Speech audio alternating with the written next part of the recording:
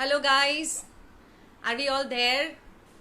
Here I am Ulka Mayur for Cast of All Shame show. So what I'm going to do this Cast of All Shame, I have been performing since 3 years and it has always received very good reviews. And I'm very glad to be here. I can already see people coming in. I'm so excited to be performing it here. Cast of all shame I have performed in different places. मतलब ऐसा है कि formal theatre spaces में तो perform किया ही है, but I have performed it in this all this spaces like art galleries, museums, libraries, cafes, and I'm so excited because it's on this medium I'm going to be performing here for the first time. So I have already thought of couple of things and I'm going to bring up a new surprise, throw a surprise for those who have seen and those who have not seen. For all of them it's going to be a treat, that I can promise you. So I can already see people coming in. I hope I'm audible. Yeah, please give a thumbs up. Yes, that's good. So here I am now. Cast of All Shame show जो है ये ऐसा है कि it had started with this journey. I was reading about Bhakti poetry and one fine day when I was reading and it just occurred to me that it's so liberalizing. It has such revolutionary ideas. जैसे हम बोलते हैं ये तो बहुत time के आगे है, it's so relevant even today. So when I was reading more, it really intrigued me so much. Then I started researching more about it. Research jari raha, and it was like I think I researched for the longest time.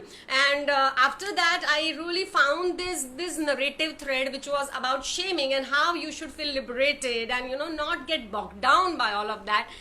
So from that, I started developing a narrative. तो इसके पहले मैंने जितना भी भक्ति poetry पे काम देखा था इन music concerts, dance show, dance recitals में या इवन प्लेज में, तो वहाँ ऐसा होता था कि भक्ति पोएट्री के बारे में directly you are talking about Kabir और दिस पोएट मीराबाई या whatever bhakti poet, and you are just either singing a song, one of their kriti, एक आध उनकी पोएम आप गा रहे हो या उस पर डांस कर रहे हो या you are speaking about their life and something like that.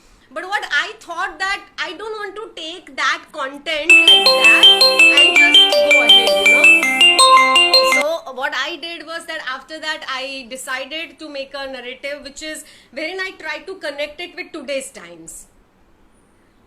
So I try to connect it with today's times and I have now finally, it is, am I still, yeah, okay, fine, we are very much there. So I connected it with today's times and I try to make a narrative कि ऐसा नहीं है कि मैं readymade वही part ले रही हूँ और बोल रही हूँ भक्ति पोएट्री का, which people cannot understand. So I really worked hard. I read lot of women's blogs.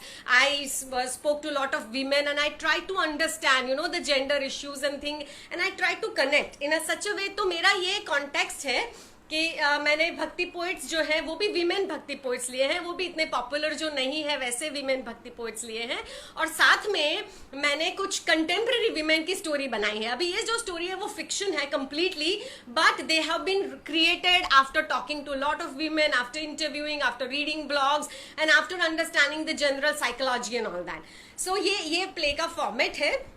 Now just in a minute's time I think we will start. We are just waiting for more people to join in, but quickly if I have to tell you about this show ka concept, the premise, because so that because here we are performing excerpts, so better I tell you quickly about the show ka format, the way it happens on stage, so it becomes as immersive an experience for you as possible. On stage what happens is that we have this radio show set up. So एक radio show setup है और वहां पे RJ नहीं है, और उसके बदले जनाबाई जो हमारे प्ले की प्रोटेगनिस्ट है, Janabai a Marathi bhakti poet, she comes there, her spirit of her comes there. अब स्पिरिट है तो उसको सब आता है, and she comes and claims confidently कि भाई मैं तो यहाँ आई हूँ हेल्प करने, जहां जहां मुझे कोई प्रॉब्लम में दिखता है मैं हेल्प करती हूँ. हाँ, मैं भगवान नहीं हूँ कि सब जगह जाके सबको मदद कर सकूं, लेकिन स्पिरिट तो हूँ, तो whichever area I am wandering in it I can help people. तो इस तरह से जनाबाई आ जाती है, उसको रेडियो इक्विपमेंट सब हैंडल करना आता है, she bees there and then she says that okay I am ready to take the calls, और वो एक के बाद एक कॉल्स लेना शुरू करती है. तो इन द प्ले का structure we have 4 different women callers calling her. So we have 4 women, like there is somebody from Bareilly, somebody from Kerala, there is someone from Gujarat, and someone from Delhi, Mumbai. So we have just different structure, women calling in with their problems, with their stories. I've tried to keep the story as funny as possible, but of course there is that thing. And at one point where their problem is revealed, Zanabai steps in and then she gives whatever she has to say. So this is the structure of the play. अब यही play मैं आज आपके सामने जब करने जा रही हूँ तो मैंने obviously I can take all the 4 callers and do exactly that way. So what I am going to do is I am going to take 2 callers. So Janabai तो है ही, and of course in the play also when I perform it on live on stage, I am the one who do all the characters. So the please this play is written, directed and of course being performed by me. So it's in a true sense a one woman show. So I've written this. So what I do is that वहाँ पे ऐसा करती हूँ कि we have a beautiful, we have actually created new music for the play. So we have taken one of Zanabai's very famous Abhang, and Sun Satya fame Priya Saraiya has sung the song, composed it for us. It's a beautiful rendition. You can find it on YouTube. So you can go to our Story Circus channel where you will find that song, because we have made a music video also on that song.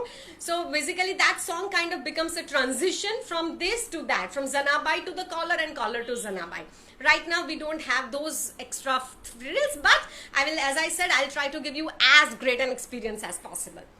Anywho, so just now we are about to start. Just before that, a quick thing that what I'm going to take you through this piece. So as I said, I'm going to take 2 callers here in this during this performance. I'm not going to do 4 callers as I do on stage.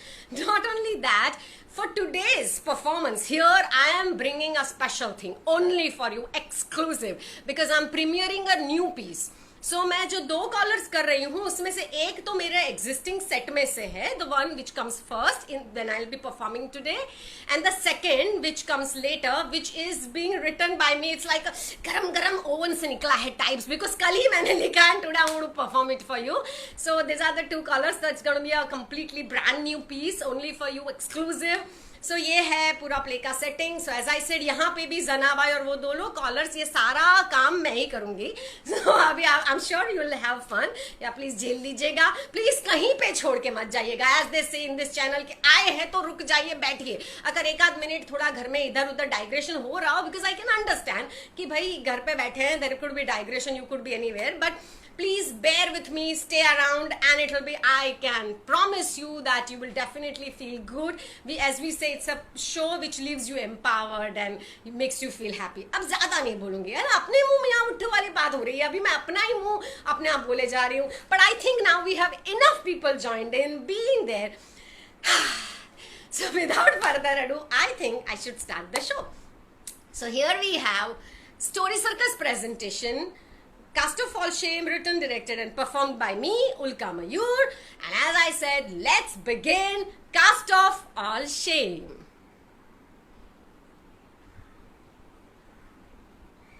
I eat God. I drink God. I sleep on God. I see God everywhere. I give God. I take God. I deal with God all the time. God is here. God is there. No place is empty of God. Zani says, my heart is filled with Vithabai, who is both within and without. Me, Zanabai आहे. अब मैं यहाँ आई हूँ तो आप ऐसा expect करोगे कि मैं आपको कुछ बड़े बड़े फंडे बताऊंगी, फिर मैं नहीं बता सकती, क्योंकि मुझे कुछ ज्यादा नहीं आता. मुझे सिर्फ भक्ति पोएट्री के बारे में पता है. आप कभी मेले में गए होंगे तो आपने वो डोंकी शो देखा होगा.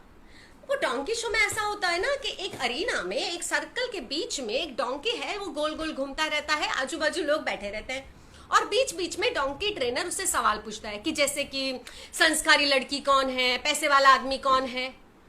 तो इस टाइम पे डोंकी सपोजिटली संस्कारी दिखने वाली या पैसे वाले दिखने वाले आदमी के सामने जाके खड़ी रहती है. तो ये सुन के, ये देख के people are often very amazed कि यार ये कैसे हुआ, क्योंकि जब नॉर्मली किसी को कुछ नहीं आता तब हम कहते हैं अरे यार ये तो गधा है, इसे कुछ नहीं आता, और यहाँ तो गधे को आंसर्स आते हैं. तो इसके ट्रिक मैं आपको बताती हूँ. डोंकी ट्रेनर को ट्रेनिंग की वजह से पहले से पता होता है कि डोंकी कहाँ स्टॉप करने वाला है. सो बेसिकली हर शो में वो लोगों को ऑब्जर्व करता है and he frames his questions accordingly. So in short, her show में डोंकी ट्रेनर के क्वेश्चंस बदलते रहते हैं, लेकिन डोंकी का स्टॉप होना, डोंकी के आंसर्स हमेशा सेम रहते हैं. मेरा भी कुछ ऐसा ही है. आपके सवाल चाहे कुछ भी हो, मेरे जवाब तो वही रहेंगे. भक्ति पोइट्री के बारे में कितना रेलेवेंट है, you figure out on your own. And now, I just want to tell all my viewers here, all my listeners here, that I am not an agony aunt. मैं तो एक नॉर्मल आम poet हूँ, एक spirit हूँ जो आपके सामने आई हूँ. मी जनाबाई आहे. I am your friend. I am you. You are me. We are one. I am on this side of the call. I am on that side of the call. And the one in between. I am every woman. And perhaps every man too. I am you, you are me, we are one. And I can see that the first call is coming in. Hello, I'm Devi from Bareilly. But now people here know me as Kaluti. As in Kali Kaluti. Actually ये नाम ना मेरी माँ ने मुझे दिया था. After my birth, when I was presented to my maa, the first words that came out of her mouth were, हाय राम, ये तो काली कलूटी है, इसकी शादी कैसे कराऊंगी मैं. बेचारे डॉक्टर्स उसको समझाते ही रहे मेरी माँ को कि बहन जी प्लीज आप इतना ओवर रिएक्ट मत करो, ऑल कलर्स मैटर, गोरा हो या काला हो क्या फर्क पड़ता है. लेकिन इस पे मेरी माँ जो है उसने भर भर के गालियां सुनाई डॉक्टर्स को, वो भी गंदी वाली, यूपी वाली. और कह दिया, जब अभी उसका लूज ट्रांसलेशन करूँ तो यही मीनिंग होता था कि all colours matter but some colours matter more than the others. हाँ, और इस डॉक्टर जी, अगर आपको इतना ही है तो क्या आप बताओ, आप अपने लड़के से कराओगे मेरी लड़की की शादी. जब ये किस्सा मुझे पता चला तो एक्चुअली मुझे इतना अजीब नहीं लगा, because you know somewhere I relate with my mother. काला रंग मुझे भी पसंद नहीं है, और शादी का शौक तो बाय गॉड बचपन से मुझे भी था. फैंसी ड्रेस कंपटीशन में मेरे फ्रेंड्स चाहे कुछ भी बने, मैं तो हमेशा दुल्हन ही बनती थी. यू नो, इसलिए जैसे ही मैं जवान हो गई, मेरी फोटो तुरंत मैरिज मार्केट में आ गई और साथ में आंसर्स भी आना शुरू हो गए. ना, नेवर, नहीं, no. It was also humiliating. अब बुरा तो लगता है ना, रिजेक्ट माल होना किससे अच्छा लगता है आप बताओ. लेकिन मेरी माँ ने बोला कि हमको ना ऐसे फ्रस्ट्रेट नहीं होने का, हम सुनीता चाची को बुलाएंगे. सुनीता चाची, ये जो सुनीता चाची है ना, ये हमारे बरेली की सेलिब्रिटी है, celebrity. Because she has not got her one but 5 daughters married, that too before they turn 21, and that too in एक से बढ़कर एक rich families. The moment Sunita Chachi saw me, the first words that came out of her mouth were, सत्यानाश, देवी तो भैंस है. As in, I was dark and I was fat. वो क्या था, बचपन से ना माँ के हाथ का खाना मेरी स्पेशलिटी था. वो मेरी वीकनेस हुआ करते थे, जब भी हुआ खा लिया. और मेरी माँ भी ना इस मामले में टिपिकल इंडियन मदर, कि बच्चे के दिमाग में क्या जा रहा है उनसे उनको कोई फर्क नहीं पड़ता. लेकिन बच्चे के पेट में क्या जा रहा है उस पे उनकी लाइफ डिपेंडेंट है। तो मेरी माँ भी हमेशा, बेटा जी खा लो, बेटा जी खा लो, खाते पीते घर के तो दिखने चाहिए ना। अब माते को क्या पता कि खाते पीते दिखेंगे तो आते जाते देखेंगे कैसे, और आते जाते को तो देखना जरूरी था। इसीलिए सुनीता चाची put me on a diet which included having nothing but air. And then somehow I started shrinking. I mean, not so much patli kamariya and all that, but yeah, quite reasonable. And then Sunita Chachi got for me सार्थक proposal. सार्थक जो है उसके गुणगान गाते तो मेरी माँ थक नहीं रही थी। बेटा जी सार्थक ये है, सार्थक वो है, अरे बड़ी दूर की सोचता है। हाँ, अब लड़के के बाल वाल थोड़े झड़ गए, लेकिन लड़के का रूप रंग थोड़ी देखा जाता है। हाँ बाबा, नहीं देखा जाता, लेकिन मुझे तो सार्थक को देखना था। And then Sarthak came to see me. I said yes. Sarthak said no. We were all again feeling bad कि ऐसे कैसे हो गया।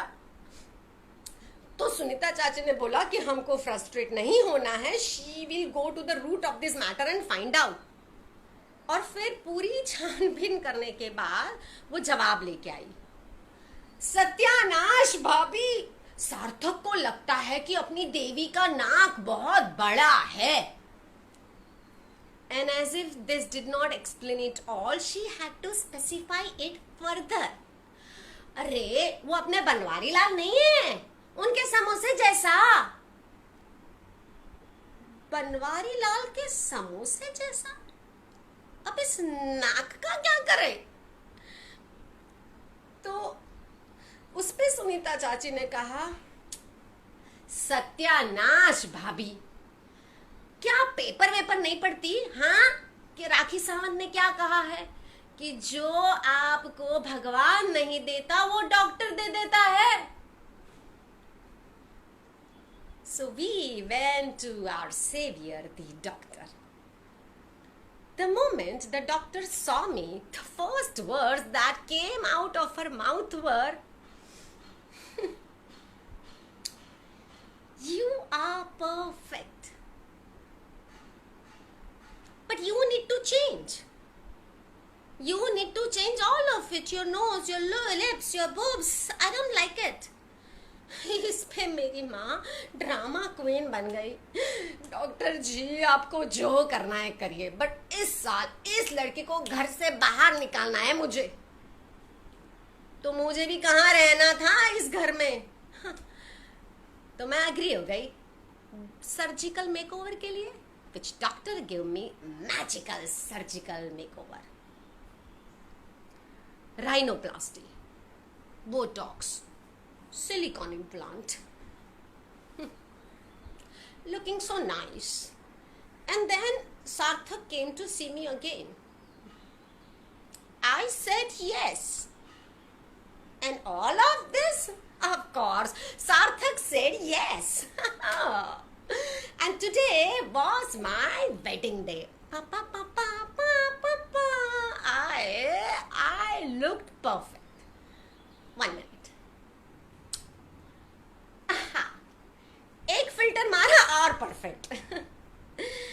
एंड देन सुनीता चाची के, सत्यानाश भाभी, सार्थक भाग गया। Sarthak had run away from the wedding, had run away from Bareilly, leaving me at the altar.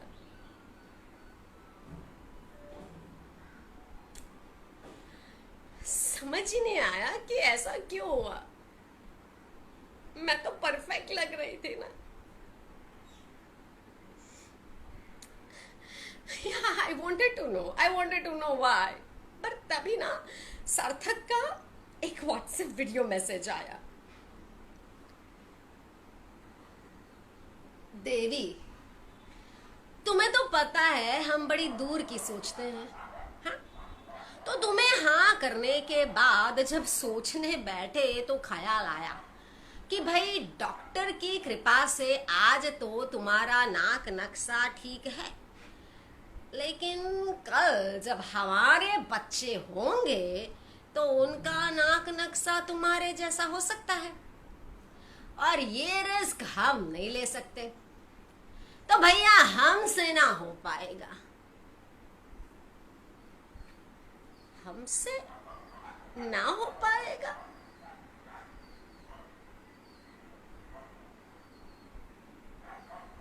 हमसे ना हो पाएगा.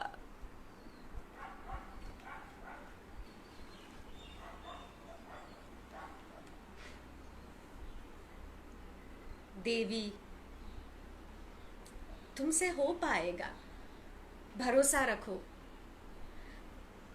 पता है, तुम्हारी बात सुन के मुझे किसी और की बात याद आई. Somebody who went through metamorphosis just like you. But while you chased the mirage of beauty, she chose to be ugly. I am talking about Karaikal Ammayar, a 6th century mystic poet from Tamil Nadu. Ammayar was born as a beautiful girl, then known as Punitavati. She had a pretty traditional life, though she was devoted to God since childhood and all that. The parents got her married and everything.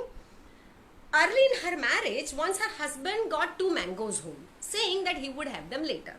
ऐसे 2 mangoes छोड़ के husband बाहर गया. उसी दौरान एक सन्यासी, एक भक्त आया और भीख मांगने लगे. तो अम्मयार ने एक मैंगो उस सन्यासी को दे दिया.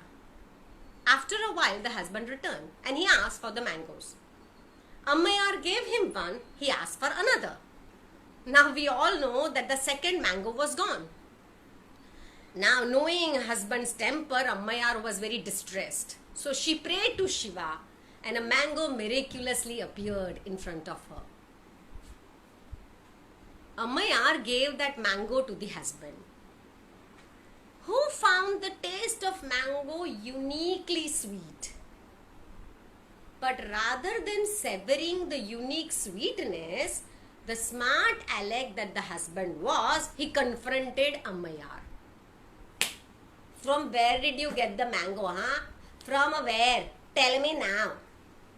Ammayar told him the truth. But the husband won't believe her.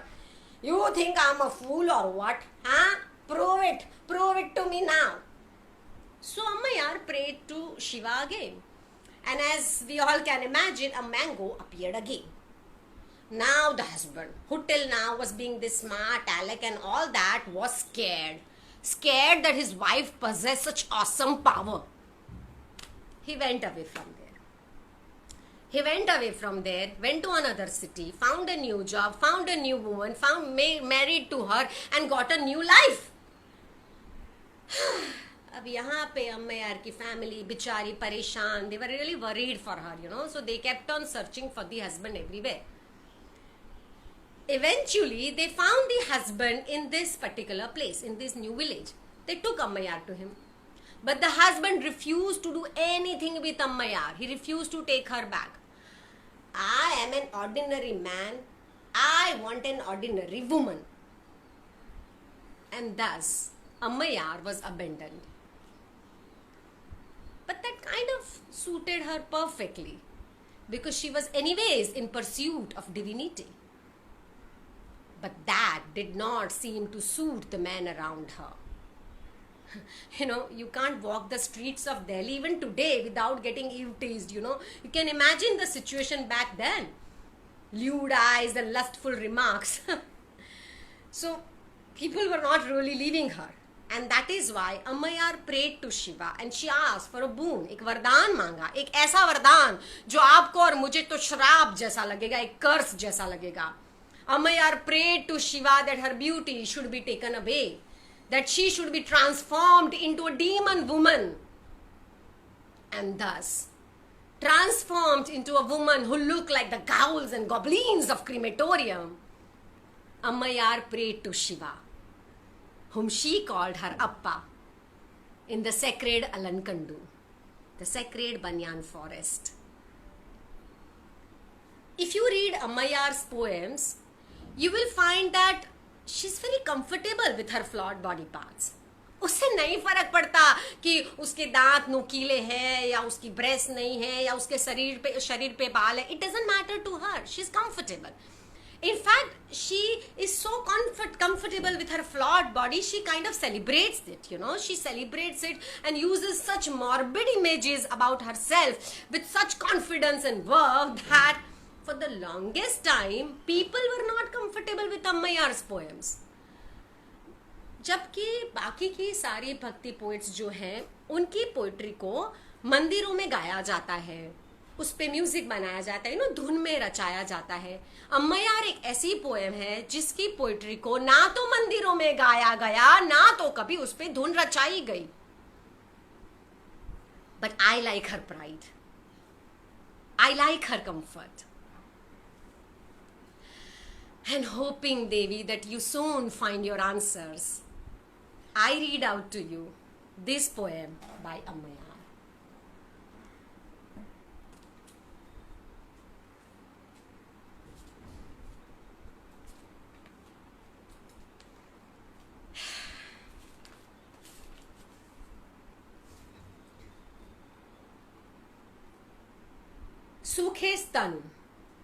सूखे स्तन और सूजी नसें, उमड़ी आंखें, चिट्टे दांत की जगह सिया गड्ढे, दो दांत नुकीले, फटी एड़ियां, झूलती पिंडलियां, तोंद पे रक्तिम केश लिए वो राक्षसी अलसाती है, रोती है चिल्लाती है, अकारण भटकती है नितांत अकेली इस घनघोर वन में.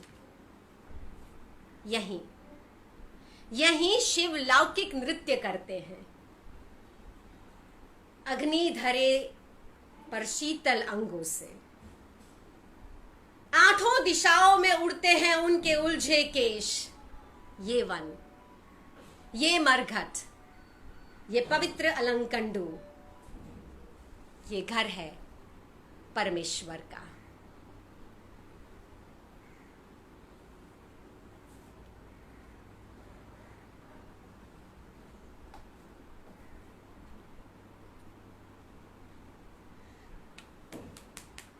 Okay, hello, yeah, hi, this is Tasneem from Delhi. Okay, see, let me make it very clear that I have not called you to tell any of my sob story. I've just called you to tell that I'm a born survivor. I never share any sob story with anybody. I don't want anybody's pity. Yeah, I'm a born survivor. जब हमारी अम्मी की कोख में थे, हमारी अम्मी की हम 5वीं औलाद है, और वो भी बैक टू बैक 4 लड़कियों के बाद 5वीं लड़की. तो हम जब हमारी अम्मी की कोख में थे, हमारी अम्मी हमें अबॉर्ट करवाना चाहती थी, तो पहुंच गई क्लिनिक पे. लेकिन डॉक्टर ने कहा, जब हमको देखा, क्योंकि हम कोख में ऐसे चिपक के बैठ गए थे कि डॉक्टर ने कह दिया कि अगर अबॉर्शन करवाया ना तो अम्मी की लाइफ पे खतरा हो सकता है. तो ना चाहते हुए भी अम्मी को हमें बर्थ देना पड़ा. Born survivor. वैसे ऐसी बातें कोई किसी को बताता नहीं है, लेकिन हमारी फूफी ऐसी है कि जिनके पेट में कोई बात टिकती नहीं, तो वो बता नहीं, मोटर माउथ शी इज. तो उन्होंने हमें ये बात बताई. जब उन्होंने हमें ये बात बताई तो हम 14 साल के थे, या शायद 13, 15. Don't ask me, I am not good with numbers. Numbers के चक्कर में ही ये हुआ कि हमें ना मैथ्स में कभी अच्छे नंबर्स मिले नहीं. इसीलिए उसी दौरान अब्बू ने हमें मैथ्स के कोचिंग क्लास में भेजा. अब वहाँ पे टीचर जो थे वो मैथ्स के नंबर हमें कम पढ़ाते थे, लेकिन हमारे फिगर्स के नंबर ज़्यादा पढ़ रहे थे. एक दिन उन्होंने हमें एक्स्ट्रा कोचिंग क्लास के लिए बुला लिया. अब वहाँ पे ये हुआ कि हम गए, हमको तो कुछ पता चला नहीं, लेकिन हमारे जो टीचर थे वो हमारे साथ बायोलॉजी का प्रैक्टिकल करने के फिराक में थे। हम भी बॉर्न सर्वाइवर हैं। जो जोर जोर से चिल्लाए, जो चिल्लाए आधे किलोमीटर दूर एक कंस्ट्रक्शन साइट पे जो औरतें काम कर रही थी, उनको ठक ठक के बीच में भी हमारे चिल्लाने की आवाज सुनाई दी। दौड़ती दौड़ती आई वो औरतें, और जो गिन गिन के वो टीचर को गालियां दी उन्होंने। अब क्या गिनी कितनी थी वो गिनती मत पूछे, मैंने पहले ही बताया हमने कि हमारा नंबर 32 का आंकड़ा है। पर गालियां याद जरूर है, वही टिपिकल चूतिया भोसड़ी के टाइप्स। तो ऐसी गालियां दी और इसकी वजह से हम तो सलामत वहां से निकल गए और घर पे सलामत पहुंच गए। लेकिन हमारे घर पे पहुंचने के पहले ही ये पूरी मैटर जो थी, ये पूरा मामला, ये स्टोरी हमारे घर पे सलामत पहुंच चुकी थी। इस पे हमारी अम्मी हमसे खुश होने के बदले बहुत खफा थी। क्या करते हैं आप? हाँ तस्नीम, क्या करते हैं? पूरे मोहल्ले में सब हमारी ही बातें कर रहे हैं, कितनी इज्जत चाहती है हमारी। हाँ, तो हमने अम्मी को कहा, तो क्या आपकी इज्जत बचाने के लिए हम अपनी इज्जत लुटवा देते? अरे ऐसा नहीं है, लेकिन तस्नीम, औरतों के पास तो सिक्स्थ सेंस होती है। हाँ, तो जब आदमियों की नीयत खराब होती है तो आपको सिग्नल पकड़ना आना चाहिए। सिग्नल पकड़ना आना चाहिए? कौन सा सिग्नल? हाँ, ये मोबाइल नेटवर्क का सिग्नल है जो आप फोन इधर उधर घुमा के इधर उधर करके आ जाएगा? नहीं ना। तो ये कौन से सिग्नल की बात कर रहे हैं? क्या ऐसा होता है कि जब आदमियों की नीयत खराब होती है तो उनकी आंखें लाल लाल हो जाती है, सर पे सिंग आ जाते हैं? मतलब why do you think that I am dumb? Why can't it be possible that they are good actors? थोड़ी क्रेडिट उन्हें भी तो दो। लेकिन क्रेडिट के मामले में ये है कि क्रेडिट उन्हीं को दी जाती है जो क्रेडिट के लायक होते हैं, यू नो। जैसे कि मोहसिन 10 on 10 कंप्लीटली क्रेडिट के लायक, एकदम हमारी कॉलेज का Ranbir Kapoor. I was 18 then, 19 शायद, पता नहीं, नंबर्स ठीक नहीं है मेरे। तो मोहसिन और हमारे बीच में तो इश्क विश्क हो गया। हमारी अम्मी अक्सर कहती है, इश्क में ना आपकी आंखों के सामने पर्दे छा जाते हैं। अब हम अम्मी को क्या बताएं, हमारी आंखों के सामने पर्दे नहीं छाए थे, पूरे बादल छा गए थे, बादल, वो भी छटने का नाम नहीं ले रहे थे। तो हमको दिख ही नहीं रहा था, इसलिए हमने वो किया जो शायद नहीं करना चाहिए था। हमको मोहसिन ने एक दिन अपनी शर्ट निकाल के वीडियो भेजा, हमने भी सामने तैश में आके अपनी शर्ट निकाल के टॉपलेस वीडियो भेज दिया। And you know what happened? It ended up on the viral video circuit. अम्मी ने बड़ा सा लेक्चर दिया, हमारी नाक कटवा दी। अब अम्मी को क्या बोलूं कि आपको अपनी नाक की पड़ी, यहाँ मेरे बूब्स घूम रहे हैं पूरे मार्केट में। लेकिन ठीक है, हम भी छोड़ने वाले नहीं थे मोहसिन को। पहुंच गए मोहसिन के पास, born survivor that I am. पहुंच गए और वो सारी गालियां दी जो हमने उस दिन उस कंस्ट्रक्शन वर्कर औरतों से सुनी थी, पूरी बकायदा बैक टू बैक वही ऑर्डर में। Remember my memory that it. और उसके बाद हमने अपनी लाजपत नगर वाली हाई हील वाली सैंडल उसके मुंह पे दे मारी। लेकिन क्या है कि सर्वाइवर सिर्फ हम नहीं होते, कई बार सामने वाले भी तो वही उनकी इंस्टिंक्ट होती है। तो मोहसिन जो था उसने भी अपना टैलेंट दिखाना शुरू कर दिया। उसने अपना मुंह बंद नहीं रखा। He started shouting out, you know, Tasneem, you're mental. Tasneem, you're crazy. You're psycho. So typical. जब किसी की कोई बात आप समझ नहीं पाओ, जब किसी की बात को समझने की कोशिश नहीं करनी हो, बोल दो you are mental, you are psycho, you are crazy. So typical. But anyways, इसके बाद हमने तो इश्क से तौबा तौबा कर ली, पूरा फोकस करियर पे। और करियर का मतलब हमारे लिए होता है पोइट्री। माया एंजेलो, सिल्विया प्लाथ, ये सब हमारे लिए आइकन्स रह चुके हैं। अब ये जो सारी पोएट्स हैं, ये सारे जो बड़ी बड़ी लिटरेरी फिगर्स हैं, उनके बारे में अक्सर लोग कहते हैं यार ये लोग तो वक्त से आगे हैं। पर हमने एक बात समझी है कि वक्त से ना आगे रहो ना वक्त से पीछे रहो। जैसे हमारी अम्मी है, वक्त के साथ साथ रहो। Do what is trending. तो हम भी जो जो नए नए ट्रेंडिंग टॉपिक आते थे उस पे पोएट्री लिखते जाते थे, you know, hot every day. अभी मेरे जो हमारा जो कजिन है उसका ना लड़कियों के लेके ये फिलॉसफी रहता है कि तू नहीं कोई और सही, कोई और नहीं कोई और सही। वैसे ही पोएट्री को लेके हमारा एक फिलॉसफी वही है, ये टॉपिक नहीं, तू नहीं तो कोई और सही, और नहीं तो कोई और सही, सारे ट्रेंडिंग टॉपिक पे पोएट्री लिखते रहो, कभी ना कभी कहीं ना कहीं तो तुक्का लग जाएगा। वैसे थोड़ा बहुत तुक्का तो लग भी रहा था, वो ऐसे कि बार बार हम देख रहे थे कि हमारा जो कोई कोई ओपन माइक पोएट्री सेशंस है वहाँ हमें इनविटेशन मिलता था, हम जाते थे, बाकायदा पोएट्री पढ़ते थे और वाहवाही भी मिलती थी। ये अलग बात होती थी कि उसमें वाहवाही करने वाले आधे हमारे फ्रेंड्स ही होते थे, हम उनकी पोएट्री पे वाह करते थे, वो हमारी पोएट्री पे वाह करते थे। म्यूचुअल एडमिरेशन सोसाइटी, ऐसा ही तो काम बढ़ता है आजकल। बट एनीहाउ बात ये नहीं है, बात बढ़ रही थी हमारी पोएट्री को लेके। कुछ कुछ जगह, अच्छे जगह पे भी हमें इनविटेशन मिल रहा था, जैसे कि हैबिटेट सेंटर में मिला था। वहाँ पे ऐसा एकदम एलिट हाईफाई एटमॉस्फियर था। हमने ना मोस्ट एक्सपेंसिव साड़ी पहनी है, दिल्ली में रहते हैं तो साड़ी वाड़ी थोड़ी स्टाइल वाइल तो मारनी ही पड़ती है, पहन के हम तो चले गए वहाँ पे, पोएट्री पढ़ना शुरू करा। और वहाँ पे ऐसा नहीं था कि ऑडियंस में सारे हमारे फ्रेंड्स थे, काफ़ी लोग स्ट्रेंजर्स थे, बड़े बड़े फिगर्स, पर्सनालिटी आए हुए थे। उसमें थे एक Kabir, Indian George Clooney, you know, man with brains, very sexy. हमारे पोइट्री के बाद, सेशन के बाद कबीर हमको मिलने आए और कहा कि एक दो थॉट अच्छे थे तुम्हारी पोइट्री में, क्राफ्ट पे थोड़ा काम करने की ज़रूरत है,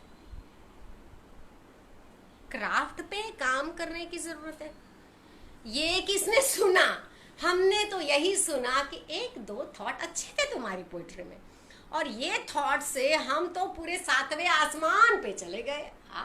हमारी पोइट्री के एक दो थॉट अच्छे, कबीर ने हमको प्रेज कर दिया।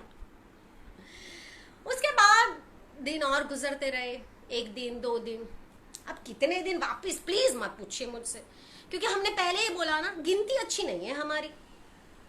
तो दिन गुजरे और उसमें हमारी अम्मी तो हमसे बहुत खफा होती रही, खानदान का नाक कटवा रही हो, ये कर रही हो, वो कर रही हो, ऐसा सब बोलती रही। लेकिन हम और कबीर इश्क विश्क करने लगे, लिव इन रिलेशनशिप भी कर लिया।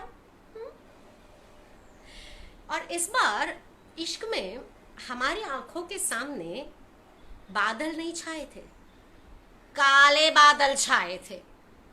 ऐसे काले काले बादल के कुछ नहीं दिख रहा था, सब घिरा घिरा। इसीलिए हमको समझने में बहुत टाइम लगा कि कबीर हमसे इश्क कम और हमको सुधारने की कोशिश ज्यादा करते हैं। पहले वो हमारी पोइट्री को क्रिटिसाइज करते थे, फिर हमारी फिलॉसफी को, लाइफस्टाइल को, चॉइसेस को, बॉडी टाइप को, everything. You know, my self-worth became 0. And that's the number I remember. I understand.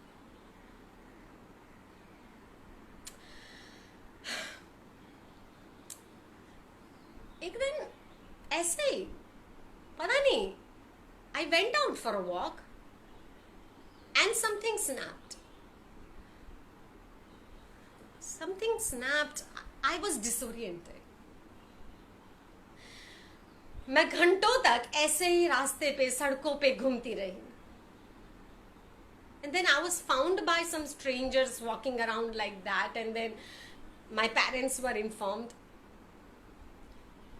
मुझे साइकियाट्रिस्ट के पास लिया जा गया. बाद में फूफी ने बताया ये सब कुछ. हमें तो पता ही नहीं है कि हम घंटों तक इस तरह घूमते रहे. I have no memory of that, you know. पर हमें फूफी ने बताया. मैंने कहा ना, उनके पेट में कुछ नहीं टिकता. तो फूफी ने बताया कि I was found disoriented.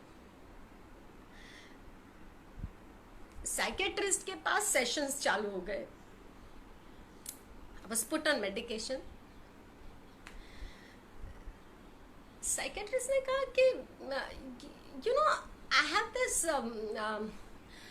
This condition, Munna भाई की भाषा में बोलूँ तो केमिकल लोचा है दिमाग में, केमिकल लोचा. अब I think I am fine. I am on medication, I am meditating, I think I am fine.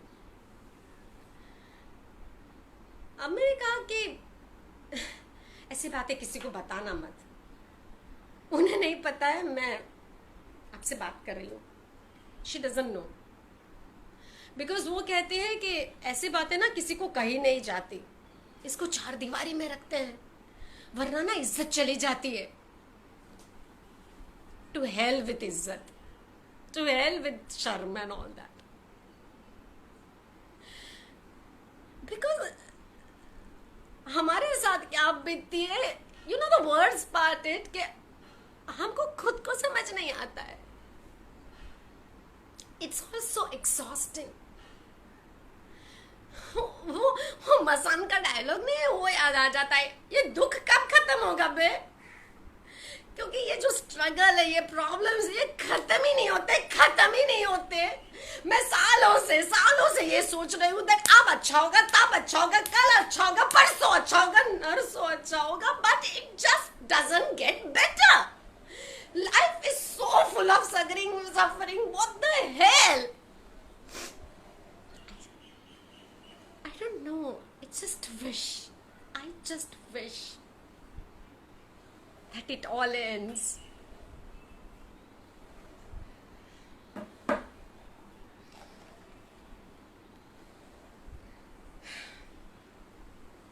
Tasneem.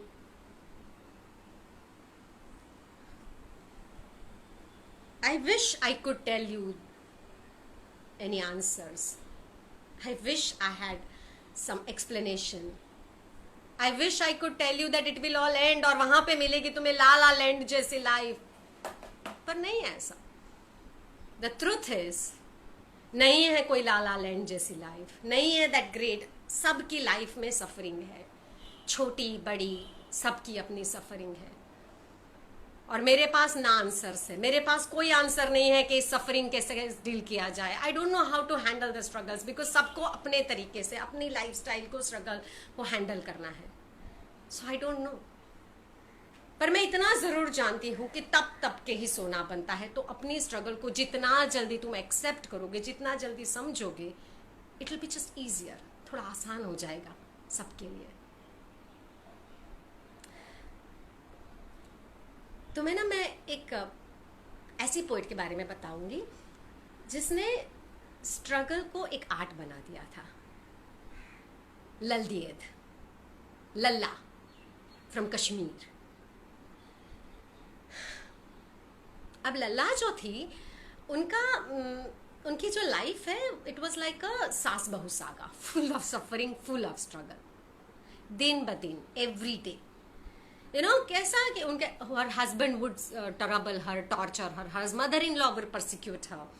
अब उनकी जो मदर इन लॉ थी वो ऐसा करती थी, जब उन्हें खाना देती थी लल्ला को, तो वह कैसे देती थी, एक परात में, एक बड़ी सी प्लेट में पहले वो पत्थर रख देती थी बड़ा सा, और पत्थर के ऊपर वो राइस रखती थी, ताकि बाहर के लोग देखें तो उन्हें ऐसा लगे कि उन्होंने लल्ला को बहुत खाना सर्व करा है, जबकि राइस बहुत कम होते थे.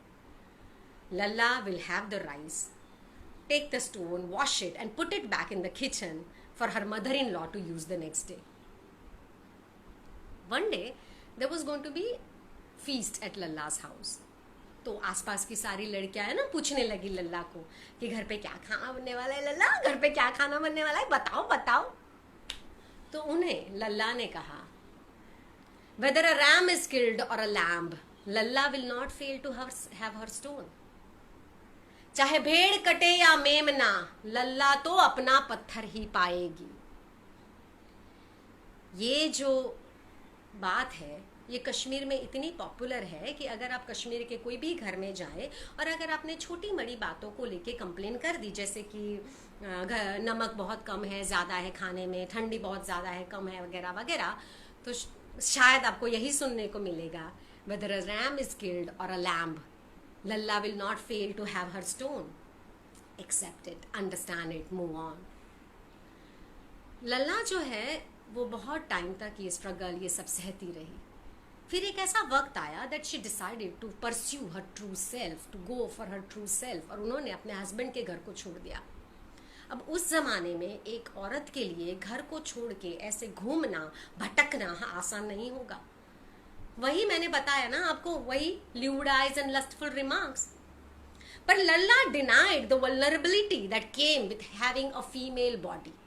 She stripped off her clothing. उन्होंने अपने कपड़े छोड़ दिए, नग्न, nude. She wandered around. Again, आसान नहीं था. लोग मजाक करते रहे, लोग टॉन्ट मारते रहे, but not bothered about taunts, not bothered about getting made fun of.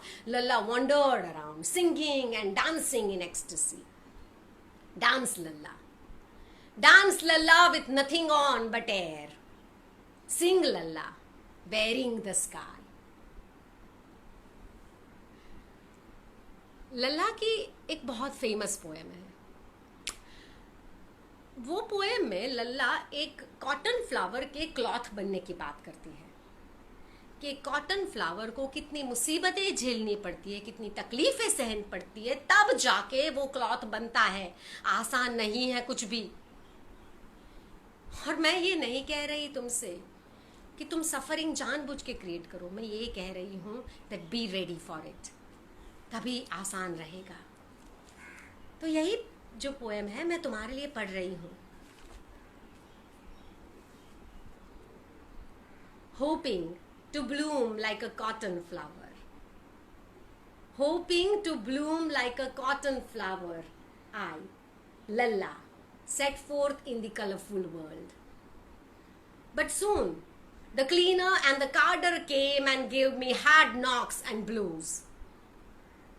Spun into a gossamer yarn by a woman spinner on her spinning wheel, I was helplessly hung upon a loom and given more knocks from the weaver's broom. Now, turned into cloth, I was dashed and dashed by the washerman on the washing stone. Then, into a large mortar made of stone, he threw me with his grimy feet, rubbed me with fuller's earth and soap. The tailor now worked his scissors on me and cut me with care, piece by piece. Thus was it that I, Lalla, at last entered the high estate of God.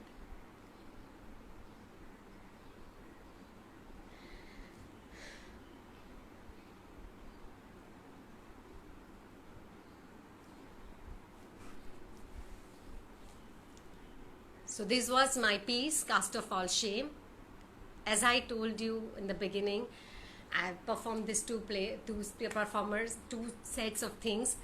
2 callers लिए थे. एक was from my existing piece, one was new. 2 भक्ति poet की बात करी मैंने यहाँ पे, और बहुत सारे भक्ति पोइट्स, बहुत सी चीज़ें हैं जो मेरे शो में हैं, for which I will see you soon someday. Well, hopefully this unlock process happens very fast. But again, thank you so much for being here, being so supportive and encouraging. And most importantly, thank you to Mumbai Theatre Guide. It's such a wonderful, wonderful initiative. Shakespeare ने कहा था all world's a stage, और आज Mumbai Theatre guide ने इस Insta live को भी एक स्टेज बना दिया. It's a very commendable thing, जिसकी वजह से आप और मैं इस तरह से कनेक्ट कर पा रहे हैं. And I am really thankful for you being here. ये भक्ति पोइट्री और ये सब है, it's really spiritually elevating, but not only that, it's really liberating, liberalising. और यही तो जनाबाई का फाइनल कॉल है, जो यहाँ पे मैंने नहीं करा, पर वही आता है that celebrate your being, liberalise, feel free, liberate, don't जज people, and that's what we will do now. So अब आप सबको एक खास विश मेरी ओर से कि everything should soon become normal. हम सब, आप सब please stay healthy, take care of yourself, your family. हम सब normal, everything should become, let's pray like fingers cross that everything becomes normal. और हम सब फिर एक्चुअल स्टेज में, ये वर्चुअल स्टेज में नहीं, but in the real stage आप और मैं आमने सामने आए और ऐसे बहुत से प्ले सेलिब्रेट करें, और कास्ट ऑफ ऑल शेम तो खास सेलिब्रेट करें. पता है आज मैंने जो पीस करा, मैं ये सोच रही हूँ कि मैं कास्ट ऑफ ऑल शेम 2 में पहला पीस ये करूंगी. व्हाट से? आप बताइएगा अपना opinion, because I am really excited and wanting to hear. So we will soon see you there. And again thank you so much for being here, being so supportive. Thank you and staying here, because I know how difficult it is. I know कि यहाँ वहाँ सब जगह इतने digression हैं हम सबकी life में, पर इसके बावजूद आप यहाँ पे रहे हमारे साथ, उसके लिए बहुत बहुत thank you from my side, from Story Circus, from Mumbai Theatre Guide. Thank you very much. Good luck. Take care.